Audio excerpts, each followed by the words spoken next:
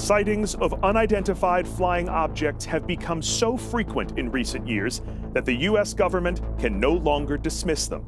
Days ago, the Pentagon delivered this, their highly anticipated declassified report on UFO activity.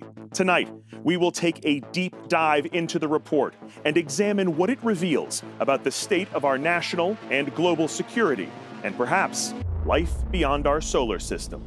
This is UFOs Declassified Live.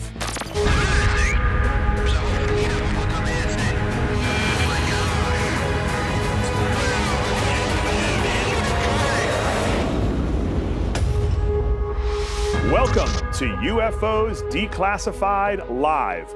I'm Josh Gates. Normally, I'm traveling to far-flung locations around the world, investigating mysteries on my series Expedition Unknown.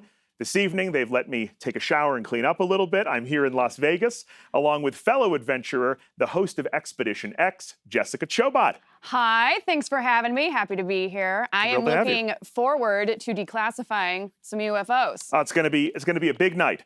Together, we will be tackling the mystery of UFOs, this report, the science of these aerial anomalies, and who or what could be behind them.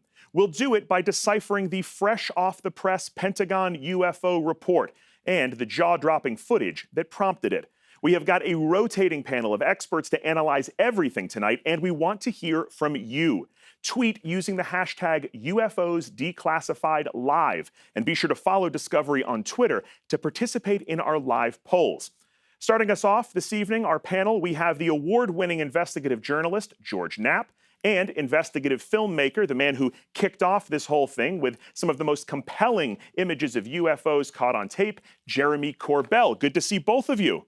Nice to see you, Josh. Yeah, thanks for being here. All right, this Pentagon report was initially requested by the U.S. Select Committee on Intelligence in December of 2020, but its roots go far deeper than that. Take a look. UFO sightings have been tracked by the United States government since the 1940s. As claims have often been dismissed by government officials, the public has no idea the extent of the activity or what it could mean to national security. However, reports of what has been described as aggressive UFO activity have spiked in recent years, especially over military institutions, putting the United States Department of Defense on edge. 50 knots. These increased public sightings, along with UFO footage leaked by military personnel, has forced the DoD to change their long-standing position. It is history-changing. It is without a doubt the story of the millennium. And for the first time, they have authenticated videos of unidentified flying objects. They know that these crafts feature highly advanced technology and are not part of the U.S. military. This caught the attention of the Senate Intelligence Committee. Led by Senator Marco Rubio, they demanded a full report on UFOs for the sake of national security. Anything that enters an airspace that's not supposed to be there is a threat. Coming off a flurry of intense interest from the media, the report was delivered to Congress just days ago. Tonight, we identify key findings and unanswered questions. Who do these craft belong to? Adversaries in Russia or China? Is there a possibility they originated beyond our solar system? Or is there a peaceful and earthly explanation? And what does the evidence revealed in the report mean for the United States and the world? All right, well, let's get right into it. George, let's start with you. You have been investigating UFOs from ground zero here in the desert for more than 30 years. First blush reaction, what do you make of this report? It's massively important. It's such a radical departure from what we've been spoon-fed, the lies and obfuscation we've been spoon-fed by our military and our government for decades. Behind the scenes, since 1947, our military has taken this very seriously while telling the public there's nothing to it, don't worry about it, move on. This report is only 9 pages. It doesn't have a lot of details, but it at least is a new policy direction, and it screams out 2 things to me. 1 is that UFOs are real and they're physical objects. 2, they're not ours. All right, Jeremy, you have had your eyes on most of the videos that we're talking about tonight, long before they ever went to Congress. Your thoughts on all of this? I'm highly encouraged by this report. Mainly, I'm encouraged by the disappointment from the public. People wanted more substance, more information. They don't have any videos in the public report. But what that shows me is that pop culture is grabbing onto this UFO mystery and they're agreeing, and the military is saying we should study this phenomenon scientifically. That's what the report says. This requires study. George, I think you probably know better than anyone as an investigative journalist how secretive the government can be on the topic of UFOs. Why the sudden rush to transparency here? It's a combination of events. This overnight success actually started about 26 years ago here in Las Vegas. Robert Bigelow, businessman, created his own independent UFO think tank. That got the attention of Senator Harry Reid, who a decade later got $22 million to devote to a secret program that studied UFOs and related phenomena. That there was a corollary program that existed in the Pentagon that collected information, including some of the videos that we're going to see tonight. And it came spilling out in the New York Times in December 2017, and it's rolled like a snowball ever since. I want to talk about technology a little bit here at the top. You know, in this report, there are 143 unidentified instances. A lot of those were made with real high-tech stuff. FLIR is one of them, forward-looking infrared. How does this kind of technology differ from other sensor systems? Right. So we're living in a different world now where we have corroborative video and thermal evidence. So it's not just a pilot saying, hey, I saw a UFO. It did some amazing maneuvers. Now you have, as you said, forward-looking infrared, which is a thermal camera. You have night vision, which amplifies light. We also have radar and also just corroborative sensor data that is not released to the public that all tell the same tale about UFOs. Okay, can I play devil's advocate here for a moment? Let me put on my skeptic hat. We've got 143 unidentified objects or instances here in this report. A skeptic might say, well, they're unidentified. You know, despite all this high-tech equipment and the FLIR and the radar, we don't know what these things are. They still look blurry and fuzzy. What do we say to that? Well, more than half of the cases in that report are confirmed by more than one sensor. So they've got a pretty strong indication that these are physical objects. They appear to be manufactured objects. They have some kind of propulsion system that we do not understand. And what about the possibility that these objects are, you know, from our own planet? Could these belong to a foreign government, an adversary? That's also addressed in here, and they have to leave those options open. In the report, they say, could be foreign-made technology, although we have no evidence of that. Could it be secret American technology? Yeah, but there's no evidence of that either. But that's a big question, right? Could this be technology that comes from us? You know, the U.S. military, the most advanced military in the world, do we have the technology to create objects like this? We do not. Not that anyone I've ever talked to. I've been pretty far up the food chain, and no one says that this is our technology. Okay, a lot more on this tonight, obviously. One of the simplest takeaways from the report so far that you're going to be hearing a lot about tonight is the term UAP, which stands for Unidentified Aerial Phenomena. It is the official, somewhat fancier government name for UFOs. But until that catches on, you're going to be hearing both terms tonight. And right now, we are going to hear from our co-host, Jessica Chobot, who has an exclusive live interview. Jessica? Thanks, Josh. We have got a lot of questions to address tonight, and our first guest is here to help get some answers. Joining us now remotely is Counterterrorism Subcommittee Chairman Andre Carson, who led the classified briefing on UAPs for members of the House Intelligence Committee. Good to see you, Congressman Carson. What a pleasure. Thank you. Thanks for being on the show. So I'll jump right in. Why do you feel that the report was important enough to push through? Well, I think for me, you know, this is a national security priority. If there is technology out there that we can't explain, that has huge implications for the safety and security of the American people. You know, for many years, I've been urging our intelligence community to take UAPs, commonly known as UFOs, more seriously for this very reason. So I'm very pleased that we're moving in the right direction on that goal. Awesome. So were you pleased with the results of the report? I mean, you mentioned you were moving towards the goal, but are you pleased with the report itself? Well, I was pleased that the DNI issued a public report on this issue. Obviously, the content of the report shows that we need to do a lot more research and investigating. Even though this report didn't give us all of the answers, it's very significant because it represents a big shift in the way our intelligence community handles information. So what part of the report stands out the most to you?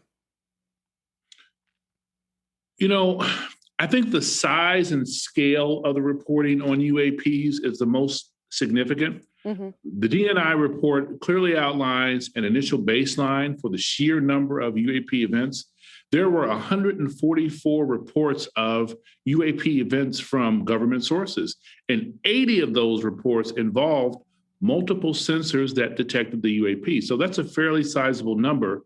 It's not a one-off. Mm-hmm. So it's not a once in a blue moon phenomenon. Something is going on here, and we don't know how to explain it. So with that being said, then, what do you personally believe the UAPs are? Well, I'll say this. I think we have a lot more investigating to do before I can answer that confidently. But I think a lot of us, a lot of folks like me would like to say that we suspect that there's extraterrestrial life. But, the intelligence community says we can't completely rule that out. But it's clear we have to do a lot more digging. All of the stakeholders have to come together and put aside any preconceived notions about UAPs and really engage in a very good faith effort to study the potential security threat, obviously. So we need teams of experts across the national security space and across the intelligence community, as well as civilian reports, really studying this issue, taking input, and I think making very sound conclusions about what this could be, whether it's a threat to our national security. And where I believe I can be the most helpful is by encouraging more research and informing the public as much as we can about these findings. Well, it's been great talking to you. Thank you so much for your time, sir. What an honor. Thank you. Thank you. Josh? Thanks, Jessica. Well, we have a packed show tonight, including an interview with former White House Chief of Staff John Podesta and stunning, just-released video from the deck of the aircraft carrier USS Omaha. It is just one piece of the incredible footage that we're going to be reviewing tonight as we unravel the identity of these unidentified objects. And during the break, hit us up on Twitter using the hashtag UFOs Declassified Live. Send in your questions, your comments, your photos. Heck, send in your UFO footage if you've got it. It's a big night, and we are just getting started, so stay tuned.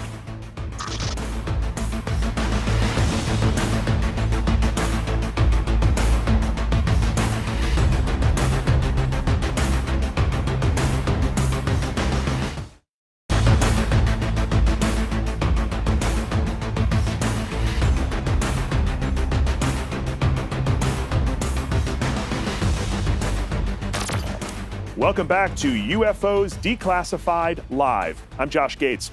In addition to being a former White House Chief of Staff, John Podesta has been a longtime believer in the possibility of extraterrestrial life. To discuss the latest revelations in the Pentagon UFO report is John Podesta. Thanks for joining us, sir. Good to be with you, Josh. Well, look, I know that you have been calling for the release of this kind of information for a long time, so you must be relieved that this report has come out.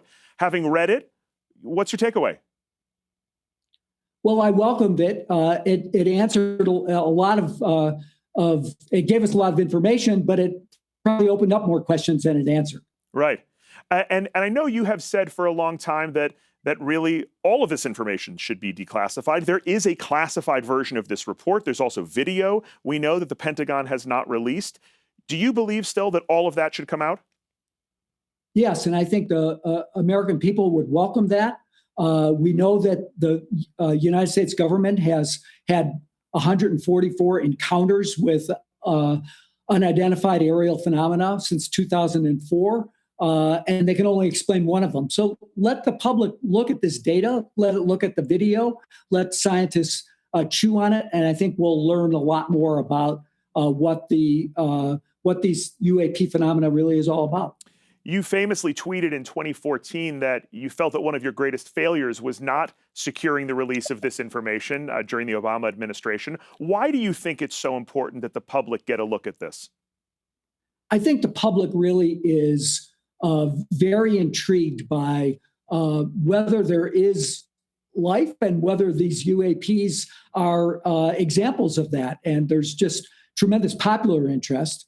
And I think that the government really has an obligation not to hide it, not to pretend that it doesn't exist, not to be embarrassed by it, but just put the information out, let people see it, understand it, debate it. And considering we have now in this report 143 examples of what seem to be technologically advanced something that have been detected, Does this represent an intelligence failure on some level that we don't know what these objects are? Well, look, I think for a long time there was just a stigma involved in even discussing this phenomena. Right. And so I think people look the other way. And I'm glad now, as a result of efforts, really heroic efforts, particularly by former Democratic Senator Harry Reid, to push this out into the public. The Pentagon's taking it seriously. They've created a UAP task force. The Navy and Air Force both have programs. But again, I'd like to see this more on the civilian side, led by civilian scientists, so that we don't have this cover of classification hiding a lot of information from the American public. Well, I'm sure there is much more information to come on this front. Thank you so much for your time today. I really appreciate it, sir. Thanks for having me on. You know, this latest round of UAP sightings generates a lot of questions, none more important than friend or foe. Are these UAPs friendly, or could they be set on doing us harm? And regardless of whether they're an earthly adversary or extraterrestrial, how prepared is our military? Oh my gosh, dude. Something is out there and we don't know what it is. People start seeing unidentified flying objects, and they're coming over military bases, and we don't know what to do about it. I wonder if we are not, in some ways, less prepared for this problem than we were 70 years ago. The facts are that we have unexplained aerial phenomena that are penetrating our airspace. We don't know what they are. We don't understand their capabilities. They seem to defy the laws of physics as we know them. The United States Navy has admitted that there are objects which they do not know what they are. So whether or not there's enough data in all of these videos is not the key point. The key point is the U.S. Navy admits that they can't identify the objects. Dude, this is wrong, bro. There's a whole fleet of them. Look on the ASA. It is definitely displaying a technology, an order of technology, well beyond what we have here. Look at that thing. How do we take that? I don't know. I mean, do we see that as a threat? Are we ready? Are the world governments ready? Is the United States ready to defend itself against this threat? We've never seen anything like it. The amount of G-forces they can take. We don't know whether they're piloted or remotely controlled, or they're drones. What was splashed? They seem to be especially concentrated where there are nuclear facilities, there are nuclear tests, or there are nuclear propulsion systems in the military. It's been reported these things accelerate through the sound barrier, but without a sonic boom. This implies almost a new physics. In terms of defining a threat, the military sometimes use the equation capability times intent equals threat. We don't have one of the values. The capability looks really impressive. The intent remains completely unknown. Well, joining veteran investigative reporter George Knapp and documentarian and UFO expert Jeremy Corbell on the panel are former member of the British Ministry of Defense, Nick Pope, and former CIA officer Jim Semivan. Welcome to you both. Thanks for being here. Josh. Thanks for having us here. Absolutely. I'm intimidated and terrified of you both. All right, let's get into some questions here. The report found that there was clustering around military assets. So, Jim, do you see this as intentional targeting of our ships and facilities? Oh, yes, absolutely. We had an incident in 2019 where there were close to, 50 to 100 UAPs swarming in 9 vessel warships. Were they interested in what? Surveillance, or were they maybe interested in just being threatening? We don't know that for sure. I've also heard reports about this kind of clustering happening around nuclear sites. Is that true? Absolutely. And we have them around nuclear sites, nuclear missile sites, nuclear testing facilities. And we also have them around our intercontinental ballistic missile sites. And, you look at this and you say, well, what is this about? I mean, all this has been well documented, but they appear to be strongly interested in our nuclear technology. That's for sure. Sort of terrifying to hear. It is terrifying, yes. Nick, you brought up something really interesting in the package we just watched. I want to make sure I get this right. You brought up the equation capability times intent equals threat. So, one of the alarming details in this report is that if the data is accurate, the capabilities of these of these objects seems kind of off the charts. Can we really know their intent? No, we can't. If this was Russia or China, intelligence officers would have a fair idea. But if it's something unknown, possibly extraterrestrial, we have no idea. Therefore, we can't define the threat. And if you can't define or evaluate it, hope for the best, prepare for the worst. So, okay, well, let's say that they do have these tremendous capabilities and that we don't know what they are. I mean, if that's the case, shouldn't President Biden be hiding in a bunker somewhere, Jim? I mean, I'm getting nervous here. Well, not necessarily. I mean, in 1947, the Air Force came out and they said, we don't deem UAPs a threat. And there's no evidence that we have right now that they're an existential threat to this country or to anybody else. So at the moment, they seem to pose more of a hazard to aviation than they do a threat to the military or to the country. Let's talk about technology here. Jim, do you see these UAPs as being more advanced than our top-of-the-line stealth arsenal? Oh, I think absolutely. Absolutely. Stealth technology is all about low visibility. It's like not being seen. Well, these things are UAPs on steroids. I mean, these are, stealth fighters, aircraft on steroids. They seem to appear and disappear instantaneously. So you have to ask yourself, I mean, are they using a cloaking device? What are they doing to get this? I've even read, Nick, that some people have theorized that our own stealth technology is somehow based off of these UAPs. That feels a little far-fetched to me. What do you make of that?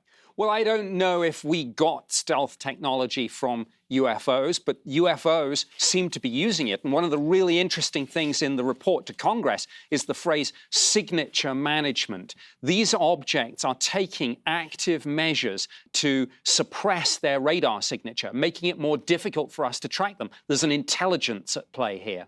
All of this is so fascinating. I was just informed that we are trending on Twitter, which I think speaks to the fascination that people have with this topic. I want to check in with my co-host, Jessica Chobot. She is an investigator in her own right. Tonight, she is digging in with a very special guest to get some answers. Jess? Thank you, Josh. With me right now is former F-16 fighter pilot Tracy LaTourette to give us her insight on a pilot's eye view of these phenomena.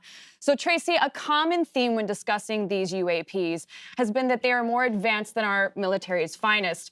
Our U.S. stealth aircraft is highly regarded, though, and our foreign adversaries also have stealth technology as well. So, can you please give us the rundown on these different types of craft?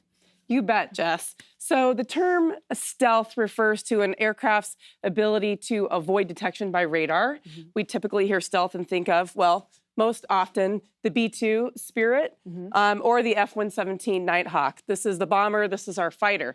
The great thing is we've been able to take lessons we've learned from the employment of these two aircraft and design the latest 5th generation stealth technology, which is at the end down there, the F-22 Raptor, and not shown, our F-35 Lightning II. So that's our latest and greatest. But we're not alone. We're not the only countries that have these. The Chinese have the Chengdu J-20, the Russians have the Su-57. So it's important that we continue to stay ahead of the competition. We're always looking for emerging threats. Interesting. So what puts the stealth heads and shoulders above the rest?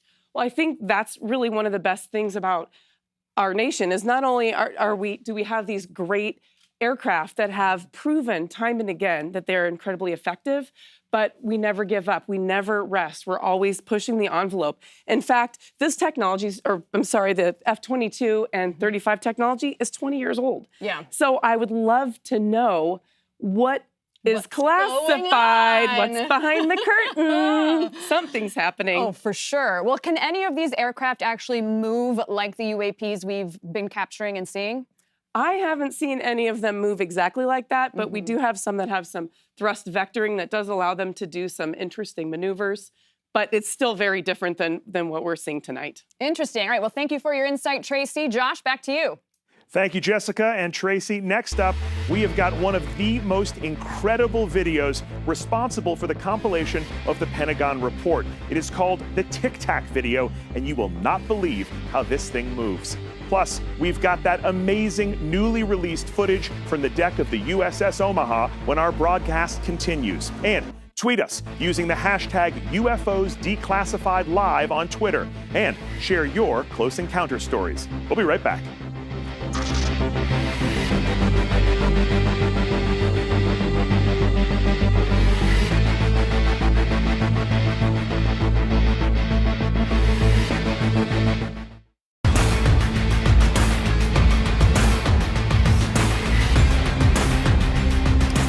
Welcome back to UFOs Declassified Live. Well, based on our poll, it looks like 66.7% of you do not believe there is any evidence of hostility with recent UFO sightings. Peace-loving aliens. The other 33% of you, Mars attacks. Welcome back to the show. I am really excited that you're all here. We're having an amazing time going through the recently submitted to the public Pentagon UFO report. Joining us now, we have a very special guest here. Joining our panel, we have got our resident F-16 fighter pilot, Tracy Lazarette. Welcome. Thank you for joining us. Thanks for having me. Of course. So as we just saw, the report that was just delivered to Congress leans heavily on the accounts of military aviators. Of course, that makes sense. They are equipped with the best surveillance technology around, and footage captured using this high-end gear is difficult to dispute. Get ready for this. The following was captured using FLIR, forward-looking infrared, in 2004 on the USS Nimitz in San Diego. Check it out. All right, Jeremy, walk us through what we are looking at here. Right, so this is FLIR footage, which is a thermal footage. It was Commander Chad Underwood who was tasked out towards the Tic Tac object. Remember, there were a lot of Tic Tacs dropping in from 80,000 feet down to sea level in less than a second and a half. Incredible speeds, but they caught one of them, and this is footage of that, and you'll see it towards the end of the footage, it does shoot off to the left, and the tracking pod, it's outside of the tolerance of it, so it can't hold it at the end. Incredible speeds are demonstrated at the end of this video. Absolutely remarkable stuff. So I have to take this over to Tracy at this point. You're the only one here at this table who really knows what it's like to fly around in a fighter jet. Let's say you see one of these things. What do you do? What's your response? Well, what you do, it depends, right? That's always the answer. But the first thing is always going to be inserting just a split-second pause that allows me that critical moment to become aware of the critical details in the surroundings, assess the situation, and then act in accordance with my objective. So in this case, that means that I want to identify whether or not this is a friendly target or if it's something else. And whether or not I'm able to identify that, the next thing is going to be, do I see any kind of hostile intent? And luckily, I don't see any here, so. All right, well, that's good. As a pilot, have you ever seen anything like this? I have never seen anything like this, so it's pretty exciting. Okay, wow. All right, George, I want to turn to you for a moment here. I've heard people refer to a kind of checklist of authenticity when it comes to UFOs. The four main criteria being footage, eyewitnesses, radar, and propulsion. For you, how many boxes does this footage check? All of them. I mean, we've seen the footage. The whole world has seen that footage and is impressed by it. The witnesses are the most trustworthy people. They're naval aviators, best fighter pilots in the world, all credible people with top security clearances. The propulsion system is the question mark. All we know that is that it's not ours. Jim, any chance that what we're seeing in this video is a top secret U.S. military project? No, it's highly unlikely. It would be absolute folly for one branch of the military to introduce a new technology into a active military exercise, in this particular case, a Navy exercise. It would be too much chance for error and mistakes to be made. And the Navy hierarchy, in this case, would never have permitted it.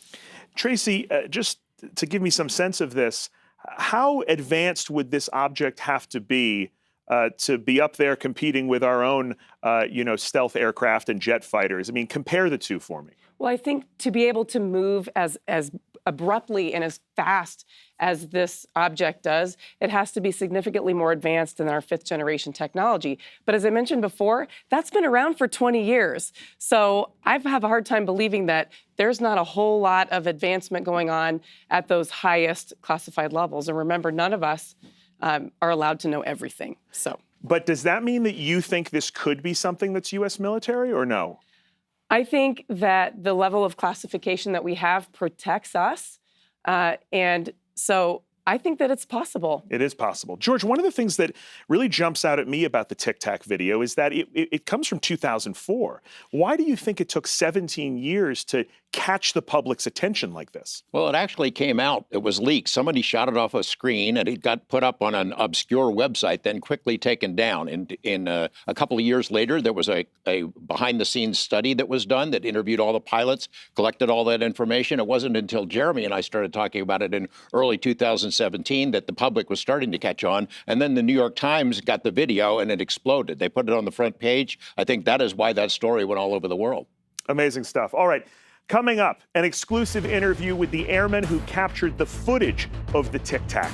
And later, we will be sharing riveting footage of a recent UAP sighting you do not want to miss. And we'll be speaking to the man who released it, the guy sitting next to me, Jeremy Corbell, as our experts continue to examine the evidence and arrive at their verdict. Adversary, alien, or something else? And let us know what you think. We're trending on Twitter, so please continue to hit us up using the hashtag UFOs Declassified Live. Send us your UAP pics and footage. Be right back.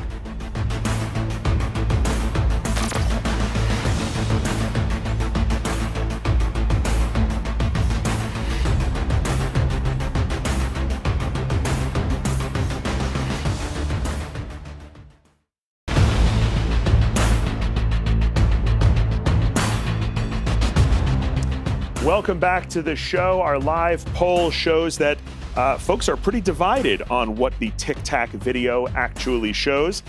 We've got a real split opinion on this front. Welcome back to UFOs Declassified Live. I'm Josh Gates, and joining me on my esteemed panel of experts are UFO aficionados Jeremy Corbell, George Knapp, and Jim Semovan. Okay, so before the break, we saw this Tic Tac video. It is a remarkable and compelling piece of evidence suggesting to some that there could be extraterrestrial life. The footage was captured back in 2004 by former Navy Airman Commander Chad Underwood, who actually coined the term Tic Tac UFO. He has never spoken publicly about this incident until now. Now, Jeremy, I understand that when Chad spotted this, whatever this was, the systems on his aircraft actually jammed? Yeah, his optics and weapon systems were actively jammed. Okay, this is amazing stuff. Let's take a look. Declassified videos, authentic Department of Defense footage. Splash. There's a whole fleet of them. Look on the ASA. You should have been able to target it. You weren't. That is an indication of active jamming. Is that correct? Yes. Wow. Once I got the target of interest on my radar, I took a lock, and that's when all the kind of the funky things started happening. The erratic nature of the Tic Tac, the airspeed was very telling to me. Then we started seeing what we call jam strobe lines. Strobe lines are vertical lines that show up on your radar that are indications that you're being jammed.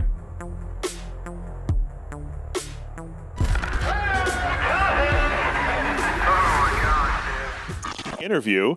I got to ask first off, how did you get Chad to speak out about this? He's been really reluctant to do that. Right. So Commander David Fravor is the man who chased a UFO for the United States military. This same UFO is the one that Commander Underwood was able to film. And he hasn't talked. I like to believe I have a charming personality. American can decide for themselves. But also just, we became friends. We became friends over time talking about this. I'm just curious. I wanted to know. Look, his aircraft was actively jammed. What that means is the UFO was sending a signal to actively jam, which are tied into his weapons systems. That is an act of war under normal circumstances, even though this is highly abnormal. George, this is your first time seeing this video. What do you think? Game changer? Chad Underwood oozes credibility. Like David Fravor, like Alex Dietrich, like Ryan Graves, these naval aviators are the best pilots in the world. We trust them. We trust them to fly these multi-million-dollar planes. We trust their judgment. We give them top secret security clearances. So when they tell us that something is amiss up there, that this is a genuine UFO and have never seen anything like it, I believe them. Jim, as our clandestine expert here, are you surprised that Chad came forward? Yes, actually I am, given the taboo associated with reporting UAPs. He's very brave to do this, very courageous to do this. Right, because a lot of pilots, they see something like this, the last thing they're going to do is talk about it, right? Exactly.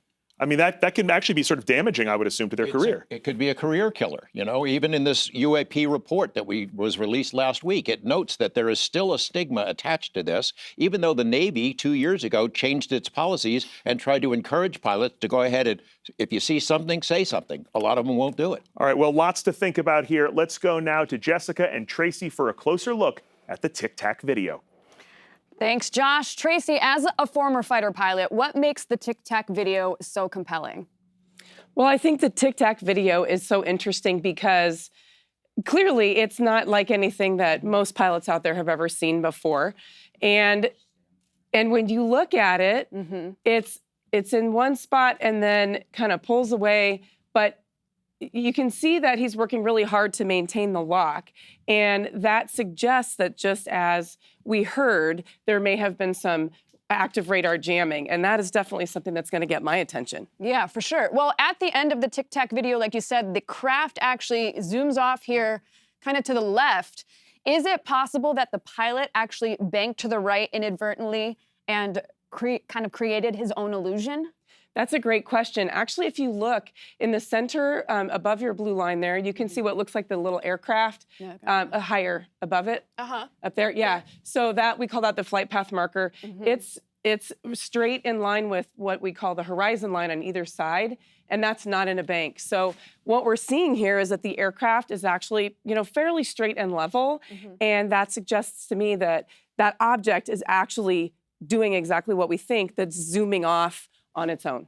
I mean, that was a great explanation. Obviously, I don't know how to read radar. So is there anything else on the screen that we should be paying attention to? What does it mean? Well, I think an interesting thing here, we're looking at infrared technology.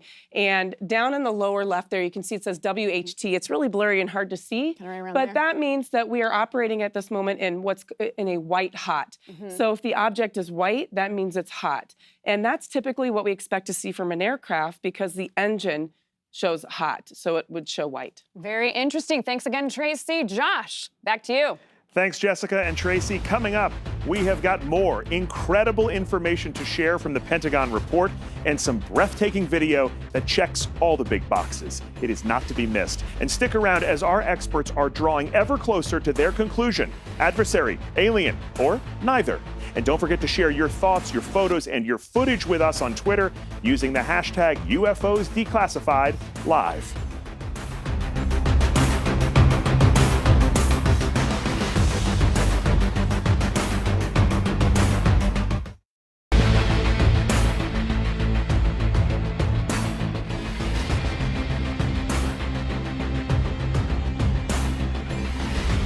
Welcome back to UFOs Declassified Live.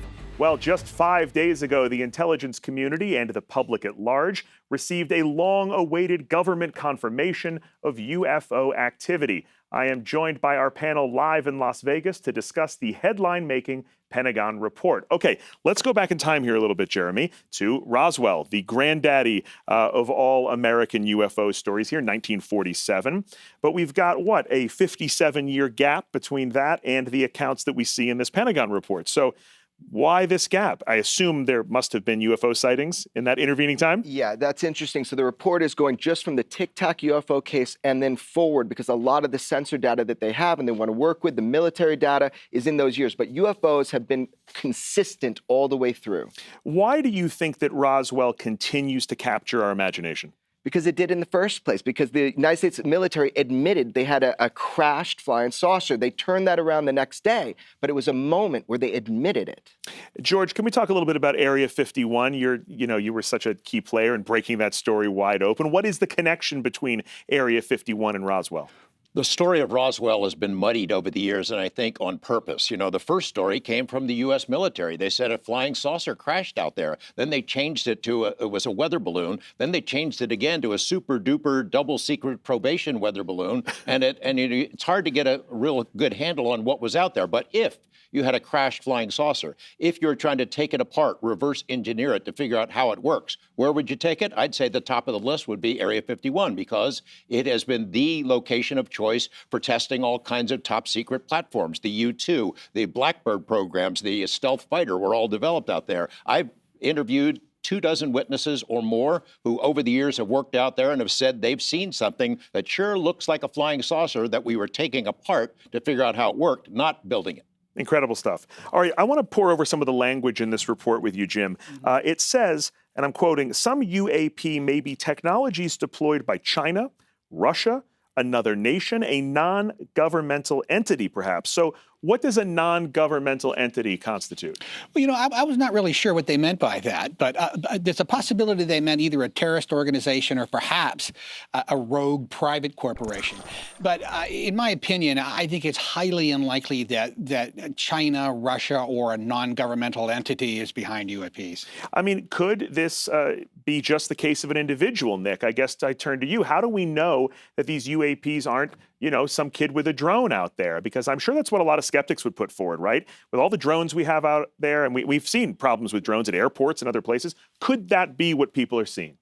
Well, I think drones might explain some sightings, but not all. The report says there are multiple explanations for UFOs. But look, we know what drones look like. We know what kind of heat signatures that some of them give off, what radar returns. And I mean, this is not drones. There's something else at play here. Right. Drones are not giving fighter jets a run for their money, typically. Absolutely. I mean, this is, again, it's the capability here. It's running rings around our best cutting-edge technology. Okay, so if whatever these are extraterrestrial, if there are aliens out there, and they are, as they would have to be here, a technologically advanced species, then chances are they come from what is commonly known as a Goldilocks planet, where conditions for life are just right.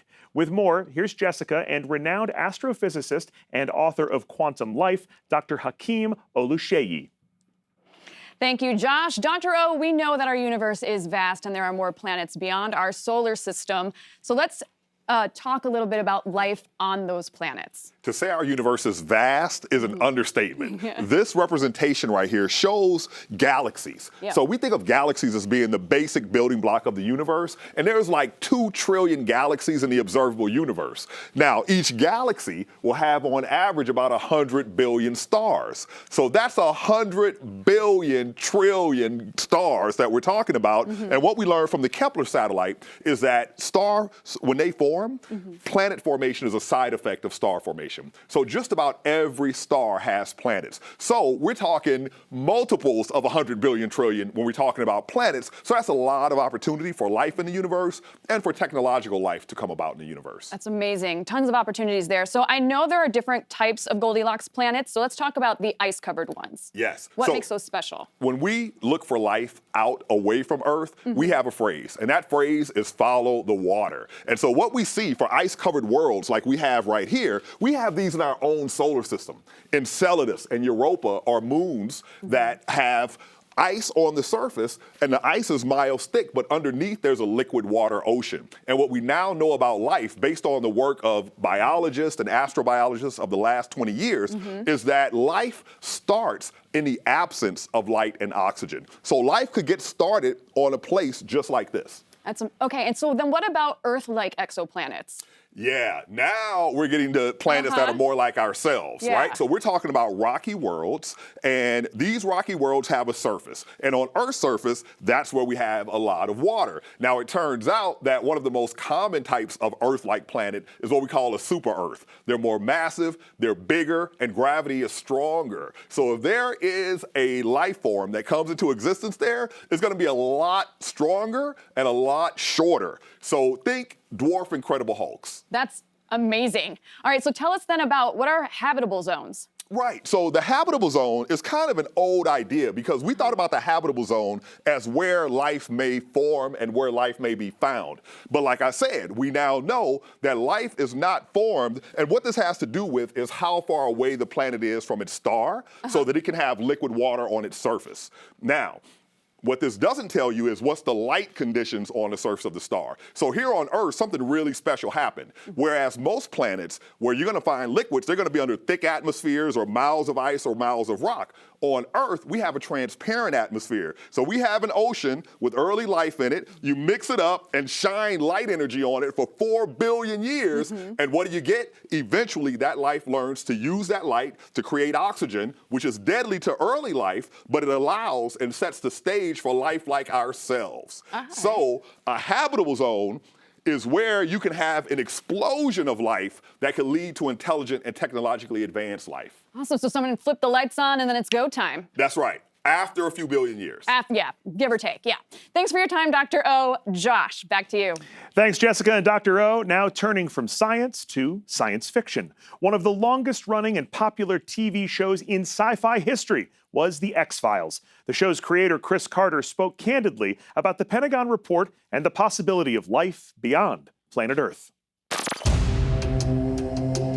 People ask me what I believe in the UFO phenomenon, the alien abduction phenomenon. And I'm kind of a hybrid of Mulder and Scully. Like Mulder, I want to believe, like that poster on his wall. And like Scully, I want to see the science. I'm skeptical by nature. For me, the videos are exciting that on modern equipment and with modern technology, we are capturing something that is out there and it's behaving in a strange and mysterious manner. This is a really exciting time. We may or may not learn what these things are, but I think it's recent studies and the recent sightings that push things forward. I think our reactions to the UFO videos are healthy. The pilots, for me, seem unimpeachable. What they gathered from their avionics or radar seems beyond doubt that they saw those things and that their reactions to them are real. So the X-Files and the subject matter and UFOs are being given some credence that they might have had before. You know, I believe that we don't have answers. I believe that we're searching for answers. I believe that there are the possibility of alien life out there, like Carl Sagan, who actually said, you know, there's more chance than not. And now we've discovered since the 90s that there are these exoplanets revolving around their own suns. The chance is even greater now that there is life on these planets. Chris Carter, the truth is out there. We've asked for your tweets, photos, and footage. Let's see who answered the call. All right, Artemis here says, do you think we'll meet actual aliens in our lifetime? Nick, what are your thoughts on that? I hope so. I think ours will be the generation that makes that discovery, whether it's through science or UFOs, or both. Fantastic. Asked and answered. Don't be shy about sending us your questions using the hashtag UFOs Declassified Live. Josh, take it away. Well, coming up, we will be screening the astonishing UAP footage that got the entire Pentagon report rolling. Plus, our experts will debate the origins of these UAPs when UFOs Declassified Live returns.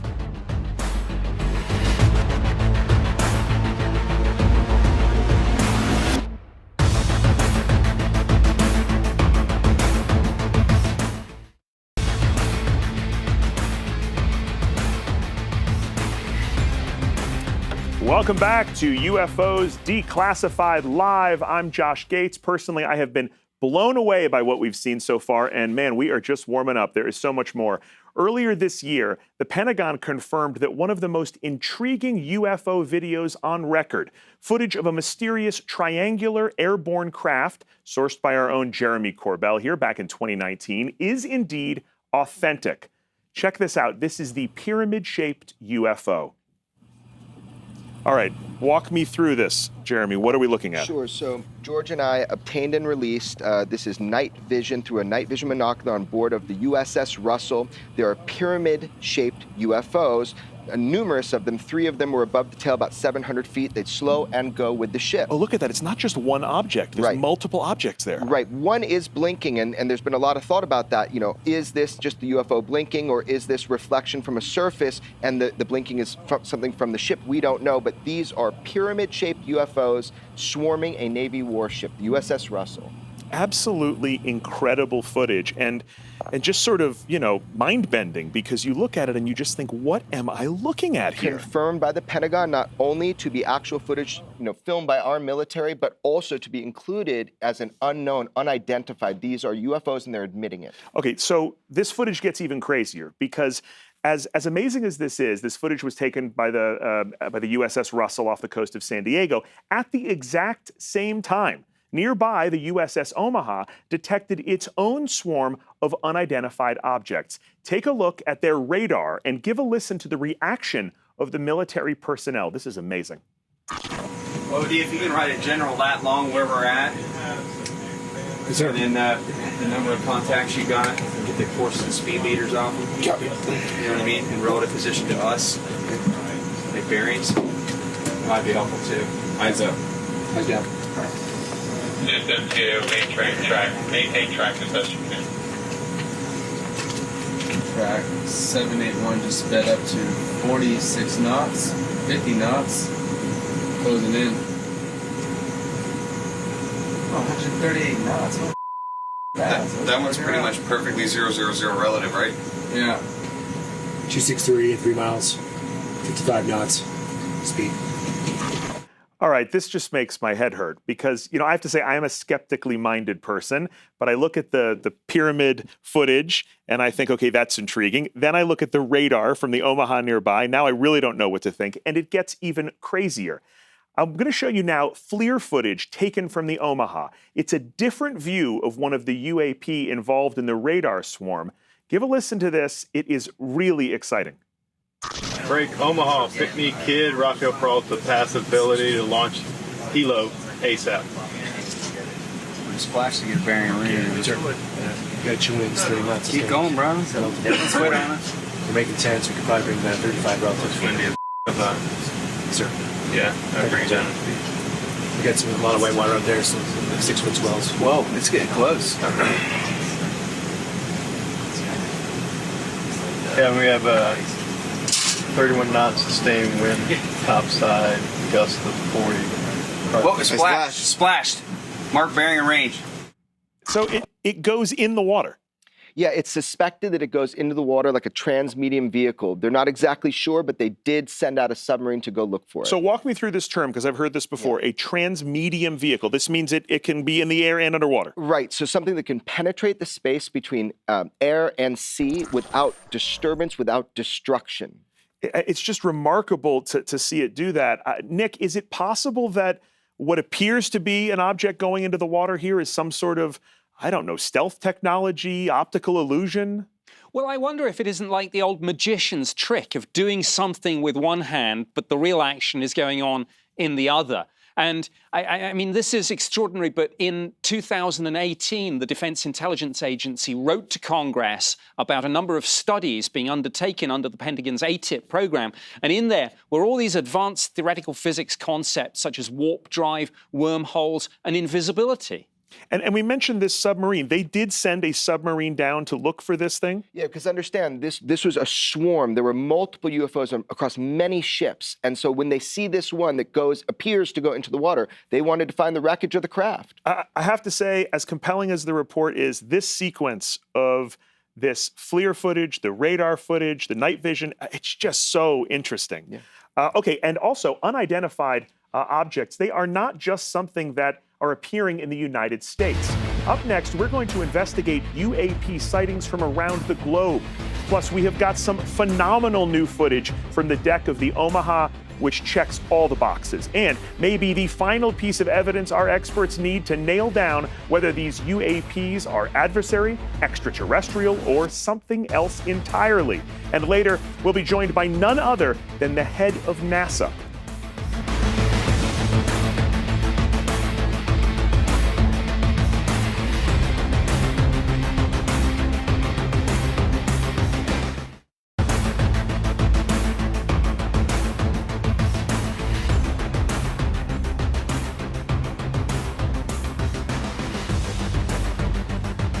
Welcome back to UFOs Declassified Live. I'm your host, Josh Gates. The footage of pyramid-shaped UFOs may be relatively new to many of us, but actually pyramid UFO videos have been around for quite a while. In fact, our own George Knapp smuggled some pyramid UFO footage out of Russia several years ago. Let's go to Jessica and the man himself to talk about it. Jess? Thanks, Josh. George, let's take a look at your pyramid video and you can tell me about it. Okay. So what have we got here? This is a huge pyramid-shaped object, not triangle, but pyramid, that was shot in the skies over Latvia in 1968. It ended up in the Ministry of Defense. Russia's Ministry of Defense had giant files on UFOs that I tried to access in the early 90s. You might recall during the early 90s, glasnost, perestroika, that country was undergoing a lot of changes. And I thought, well, maybe there's a window of opportunity to find out what the Russians know about UFOs and also what the Americans know about UFOs from the Russians. And we went over there with the help of a Russian physicist who had government contacts. He put us in touch with Ministry of Defense officials, intelligence officials, and they told us about the biggest UFO study in history. It was a 10-year-long study. The whole Russian military was part of it. They collected tens of thousands of reports, including videos, and I was able to get some of that material, classified as it was, and bring it back. Very interesting. I just wanted to zoom in on this a little bit so we can get a better view. Oh, let me do that again. No, my Zoom's not working. Anyway, so how did you manage to smuggle this out of Russia? I think I'm going to be vague about that because someday I might want to go back to Russia. Nice. But it was, it was a very tense moment. I'll just put it that way. But they considered this to be a genuine UFO because of some of the characteristics about how it flew, even though we don't see it in this film clip. But it was part of a gigantic cache of information that the Ministry of Defense collected over a 10-year period. And so how long ago was this particular footage That's taken? 1968, Latvia, which was sort of part of the USSR back then. The USSR crumbled, of course, and the Russians took over, but that was in their files. So obviously there's been video documentation of pyramid-shaped UFOs for over 50 years. Why do you think people are only really talking and paying attention about it now? It's kind of a combination of events. You know, there's always something more important in your life, the economy, your family, whatever, politics. And now we've had such an avalanche of UFO coverage by mainstream media that it's caught the attention of the public in a way that I never thought I would see in my life. That's great. All right, well, right now we're going to do a side-by-side comparison of your footage and the footage from 2019. So let's pull that up. So what I think is really interesting about this is over here from Latvia, you kind of have a beveled edge. It's all by itself, and it's kind of staying perfectly still. Where over here, you've got multiple shaped UFO, or multiple triangle-shaped UFOs, as well as the fact that it's pulsing. Yeah, this guy, the pyramid over here brought his little buddies along with him. And if you notice, if you watch the footage close enough, they're not traveling all at once. It's not a reflection. Those two different objects pace at a different pace than the main object that we see that's flashing. This guy came by himself. So, I mean, would you say just off the top of your head, would they potentially be related and this is just a more advanced version of whatever this was? Yeah, that's a good thought. I mean, it was 30 years in between, so it's possible, 40 years in between, so it's possible that the same kind of technology is reflected in both of those film clips. Interesting. All right, well, I'd say yours really holds up. Thank you very much, George. Back to you, Josh. Absolutely incredible stuff. And for the kids watching at home, don't smuggle UFO videos out of Russia. It's a bold move, George. Look, the fact that he was able to smuggle this footage out proves this next point. These UAPs, they are a worldwide concern. So far, we have focused on sightings off the Florida and California coasts here in the United States. But the phenomena extends all around the globe. Let's take a look. UFOs are a global phenomenon. And while the current spotlight is on the United States, there is more to this than just those 3 U.S. Navy videos. My gosh. Uno. Y ahí van los atrás. 1, 2, 3, 4, 5, 6, 7, 8 en la pantalla. I think when it comes to UFOs, this is a global issue, a humanity issue. What I've seen with other countries is pretty interesting. Every country, for the most part, has their own UFO programs. They're much more open with their population on these things than we are. Well, they're really kind of waiting for us to take the lead. I think it would be safe to say that most world governments have encountered this UAP phenomenon, without a doubt. It appears everywhere, but we can't predict when they're going to appear, why they're going to appear, and where they're going to appear. But we do know that there are some governments, particularly in Brazil, Argentina, Chile, Peru, France, the UK, Australia, all of these countries have information on these sightings. It seems very simple to say, why don't all the countries of the world cooperate, be friends? And until there is a global acknowledgement of the threat, it seems unlikely that there will be significant cooperation. Incredibly enlightening stuff. I think it begs the question also, if these UAPs are being spotted around the world, does that bolster the theory that perhaps they're extraterrestrial? Joining us again is Nick Pope. Nick, let me ask you this. These global sightings, are they largely similar? There are similarities, yes, in shape, in sudden accelerations, in the ability to go through the sound barrier with no sonic boom. I mean, this is a global phenomenon. Everything I know from my government work tells me there are sightings around the world, programs usually embedded in DODs and air forces. And if anyone says, as skeptics occasionally do, oh, why aren't there any sightings in this country or that country? It's usually because the politics, the language, the culture, the sightings are there. We're just not hearing about them. You know, one of the most mind-boggling international sightings that I've ever seen is this sighting from Puerto Rico. Take a look at this.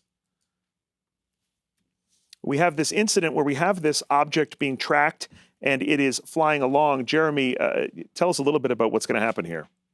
Well, what you see is like a transmedium vehicle. It's a vehicle that goes from the air through the water without decelerating at all. It also at one point splits in two. And this was filmed by the Homeland Security, was the original place that it was filmed from. So it's a pretty astounding piece of FLIR footage. This moment where it actually appears to break in two, though, right here, this is really astounding. The object literally, it's like a magic trick. We have this one object that suddenly becomes two different objects just in the blink of an eye. And it was highly studied, and the fact that it moves through the water without deceleration, that again shows that transmedium characteristic that UFOs are known for. Because most objects that are traveling at a high speed, that are aerial, they hit the water, it's over, right? They slow down, they stop, there's a huge amount of drag and friction. This thing just keeps going. That's right, and that's due most likely to the propulsion system itself. Any evidence that this footage could be doctored? This footage, no. Do you see any evidence of that, George? No, the SCU, a really reputable organization, did an analysis of this over several months. They studied every frame of it. They believe it to be legitimate, and they don't have an explanation for how one object splits into two, and they're both still flying under some controlled circumstances. You know, one of the things here in the United States historically has been that our government has been pretty tight-lipped about UFO activity. I'm curious, as we talk about these global sightings, how is this handled in other countries around the world? Most of them seem to follow the United States model. Our allies certainly follow that. I think the UK takes its cues from the US, that they say one thing behind the scenes and they say something else to the public. That certainly was true for Russia. They told their people for decades that this was a capitalist plot. Pay no attention to these UFOs behind the scenes. They were studying it for very practical reasons, trying to figure out how to make their own. One of the things I saw, I went to Chile a few years ago, and they had a program there that was actually quite open to the public. They were encouraging people to come forward, encouraging pilots to come forward. I think whether you're a believer or a skeptic, just for the sake of national security or the sake of anybody who gets in an airplane, surely there's got to be real value to encouraging people to report these things. Here's the thing. We're in a race for this technology. The United States wants it, UK wants it, Russia wants it, China wants it. And the first nation to figure this stuff out wins. All right, well, thank you, everybody. Very informative. Coming up, our panel of experts will be breaking down more key videos as we debate whether these UAPs are adversaries, extraterrestrials, or something else entirely. And later in the show, we are going to learn about arguably the most groundbreaking cosmic discovery of the century. Plus, we'll hear more from the producer and creator of The X-Files. Use the hashtag UFOs Declassified Live on Twitter and submit your questions for our panelists now.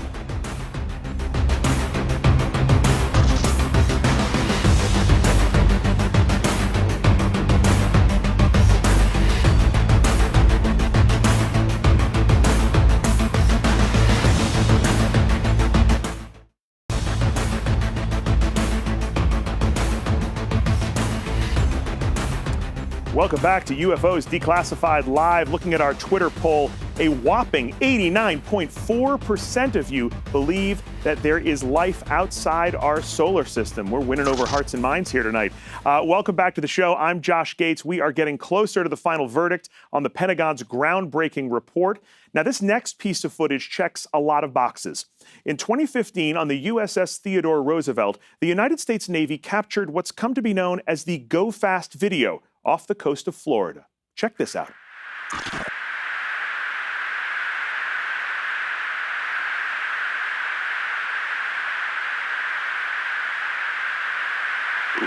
Nickel 61 Tango Project, over.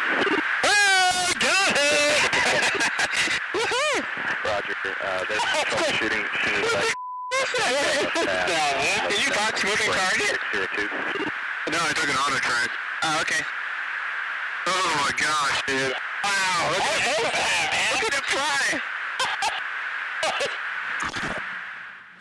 All right, well, joining us on the panel now is former director of the CIA Office of Technical Service. Please welcome Bob Wallace. How are you, sir? It's an honor to be here, Josh. Well, it's an honor to have you here. Let's start with this. What is the likelihood that a foreign adversary would be developing technology like this without the U.S. knowing it?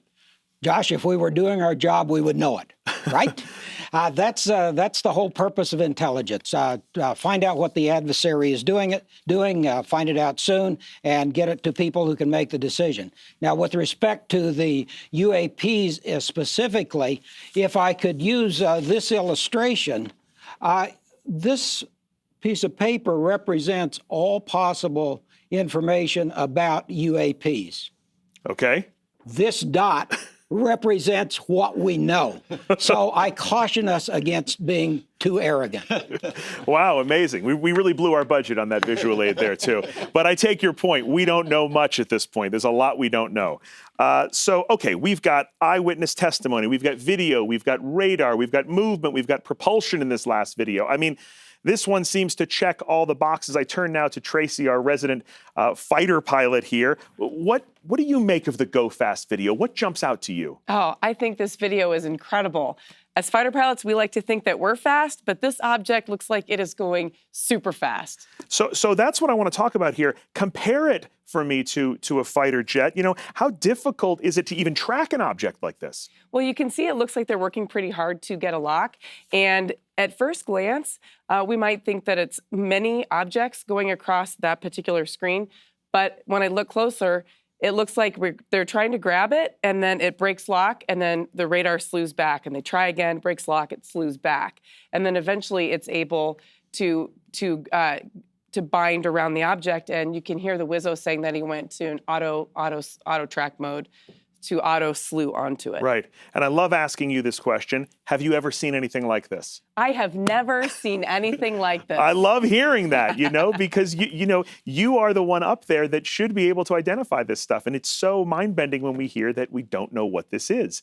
George, how important was this video to the compiling of the Pentagon report? Well, it's another brick in the wall. You'll recall the Tic Tac was the first one that was officially released and the New York Times reported on. Then Gimbal, then Go Fast, and taken all together, it certainly paints a picture that someone out there has got some technology far beyond what we've got.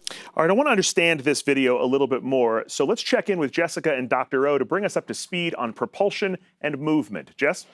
Thanks, Josh. Dr. O, we're throwing around a lot of words that aren't everyday terms. So let's start with G-force. For example, traditional known vehicles versus the UAPs that we've been seeing a la the Tic Tac. What is G-force exactly? So when a body, if you're in a vehicle and it changes direction, if it speeds up or slows down, you will feel what is like a force. And that is due to a change in your state of motion, and we call that an acceleration. So if we look at a race car, it has a top speed of 246 miles per hour. But if the car is going at a constant speed, it's not accelerating. So it doesn't matter how fast you're going, you don't feel any forces. But if it accelerates, and this car can accelerate up to 6 Gs, you feel a force. So a G is a gravity equivalent. So a person in this vehicle will feel 6 times their own weight pressing on them. If you're in an F-117, its top speed is 684 miles per hour, but its top acceleration is 9 Gs. That means the pilot will feel 9 times their own body weight. And you can only survive that for a short amount of time. Really? So 0 to 9, that's what's going to hit you. That's what you're going to feel. When you're in a car and it goes really fast, you get pushed back in your seat, that's a G-force. That's an acceleration creating a force on your body. Now, when we talk about an F-16, look at that top speed, 1,500 miles per hour, much faster than the F-17, but the same maximum acceleration. Right? So inside your body is designed to be upright in gravity. So that determines where blood goes. And so if you accelerate too fast, it's going to go where it's not supposed to. Well, so then how many G's can the human body withstand before it can't withstand it anymore? It depends. It's a matter of the G-force and the amount of time you experience that G-force. So, and it also depends on your training. So a fighter pilot, for example, may hit 9 Gs over the course of their career over and over and over again. But, you know, for regular people like you and me who are untrained, well, I could survive it, but the average person couldn't. Well, I almost passed out on the mummy ride. You know, it's fine. I wouldn't make it. That was definitely that too. So how does this all compare with the Tic Tac? Now, what we have, if we take these videos at face value and say this is a vehicle that's changing speed this rapidly, that gives us data. Because look at those G-forces. 5,000. No living creature that we know that's macroscopic like ourselves could survive that. So that would say that if we take it at face value, is there a being inside there?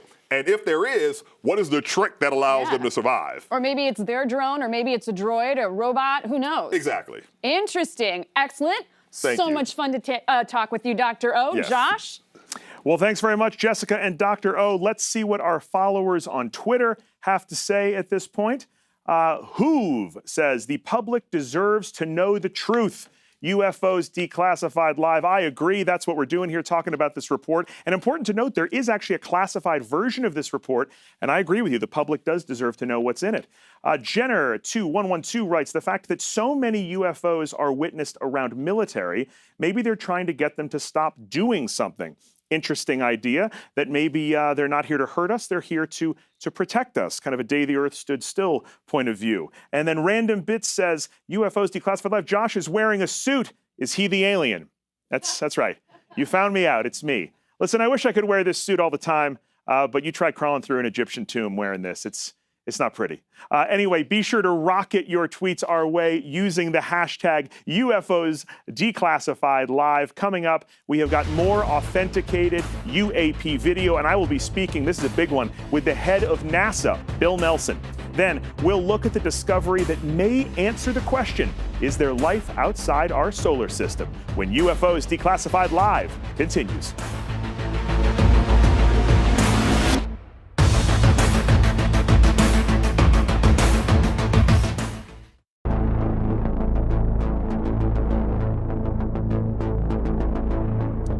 Welcome back to UFOs Declassified Live. I'm Josh Gates. I just found out we are the #3 trending topic on Twitter.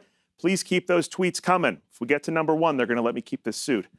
Before the break, we were discussing the mind-altering go-fast UFO footage taken aboard a Navy jet fighter from the USS Theodore Roosevelt off the Florida coast in 2015. Now, this next UAP was caught on camera in the same year from near the same location. Check out the motion of this craft. This is the gimbal UFO.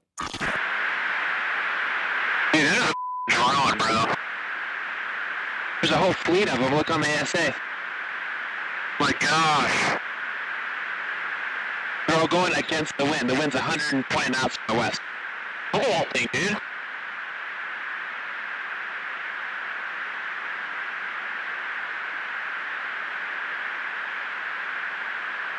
That's not our LNS though, is it? It's not. That is the LNS, dude. Well, if there's like... Look at that thing. It's rotating. Well, joining Jeremy, George, and Bob on the panel is our resident astrophysicist, Dr. O. Good to see you. Thank you, sir. Bringing some science to the desk. That's right. Okay, let's talk about this. What's your first thought upon seeing this gimbal video? Well, I'm trained as a physicist. So when I see any data, my first thought is, I don't believe it. Right? I don't take it at face value. We have to take the data and validate it and then make scientific measurements that are actually rigorous. So I don't have this data in my possession, and so I can't really say anything about it because I haven't taken it through that process. Do you think we can explain, just looking at it, how this craft moves and rotates?